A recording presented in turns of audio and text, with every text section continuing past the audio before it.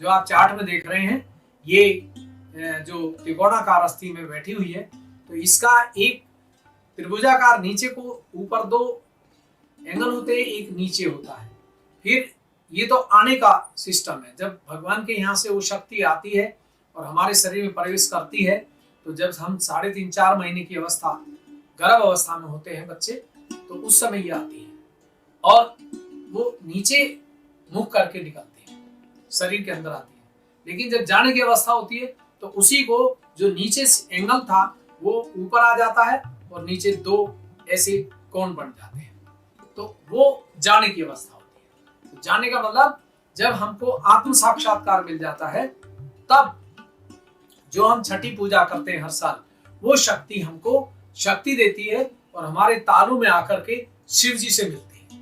तो ये जो छठी पूजा हम करते हैं छठ की, ये गौरी पूजा है, कुंडली पूजा है। जैसे कुंवारी जो लड़की होती है, जब तक शादी नहीं होती है और वो अबोध होती है, तो सभी लोग उसको अपने घर खाना खिलाते हैं। बहुत से लोग कहते हैं कोई जो नवरात्रों में हम कंचन खिलाएंगे, कन्या खिलाएंगे, तो वो कन्या वही है कि जिनको अच्छे बुरे का ख्याल नहीं है और अबोध हैं, भोली हैं। ऐसे बच्चे को खिलाने से पुण्य लगता है। ऐसे बच्चों को जो अबोध होते हैं, जब वो घर में आते हैं तो हमारे घर में पॉजिटिविटी बढ़ जाती है और नेगेटिविटी समाप्त होती है, क्योंकि बच्चा जो होता है उसके पास सकारात्मक ऊर्जा ज्यादा होती है, बड़े आदमी के पास ही सकारात्मक ऊर्जा नहीं होती है। तो आप जो हमारा जो छठ पूजा है, ये छठ पूजा का मतलब है कि हम अपनी कुंडली शक्ति की पूजा कर रहे हैं आज, और उसमें जो हम गौरी के नाम है, श्री माता जी निर्मला देवी जी के भी 108 नाम ले सकते हैं, और वो हमारी किताब में निर्मांजलि में भी है और सहयोग टीवी पे भी मिलेंगे, आपको सर्च करेंगे तो उसमें 108 नाम लेके और छठ पूजा कीजिए, गौरी पूजा करिए। और उसमें जब आप 108 नाम लेंगे तो आपके अंदर 108 गुण आने चाहिए। नाम लेने का मतलब है ओम तुम्हें साक्षात श्री निर्मला देवी नमो नमः, ओम तुम्हें साक्षात श्री गौरी माँ नमो नमः, ओम तुम्हें साक्षात श्री आदि शक्ति माँ नमो नमः। तो इस तरह से 108 नाम होते हैं और वो फूल चढ़ाते हुए श्री माता जी के फोटो पे तब लेने चाहिए।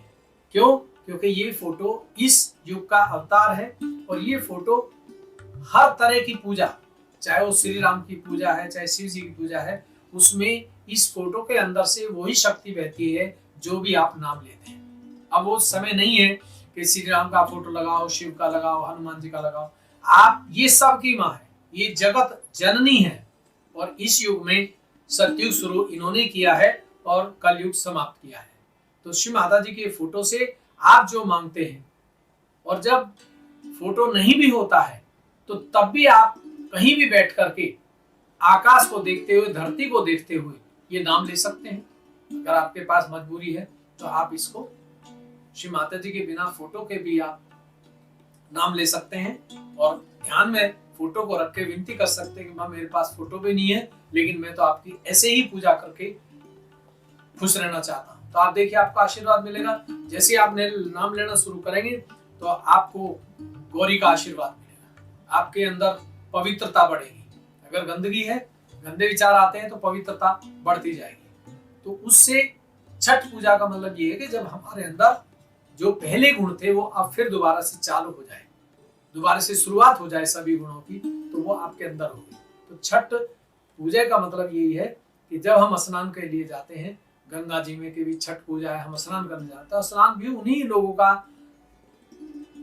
लगता है, उन्हीं लोगों को फायदा होता है जो लोग आत्म साक्षात्कारी हैं और वो तब स्नान करते हैं। छठ पूजा में स्नान करने के बाद आत्म साक्षात्कार दिया जाता था, लेकिन आज कोई ऐसा गुरु गंगा जी पे भी नहीं बैठा है, कोई तालाब में भी नहीं बैठा है जो बाहर बैठ के आत्म साक्षात्कार दे। लेकिन अब आपके घर पर ही गंगा आएगी, आपके घर पर ही गंगा बहेगी। जब आपके सर से ठंडा निकलता है, हाथों से ठंडा निकलता है, पैरों से निकलता है, तो गंगा जल ही है, वो गंगा जल ही है। उस गंगा जल से जब आप स्नान करते हैं, उस गंगा जल से जब हम ध्यान में बैठते हैं, विनती करते हैं, तो वो हमारा स्नान हो जाता है। अगर हम 10 दिन ना भी नहाएं कोई फर्क नहीं पड़ता। क्यों? क्योंकि हम तो अंदर से स्नान कर रहे हैं, बाहर से हमें क्या। कैसे कटेगी ये सर्दी है।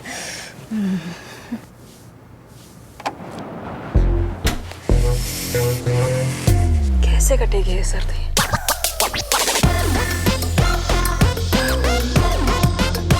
अब कट जाएगी। ये तो बड़ा टॉय है। Macho's Photo Thermal.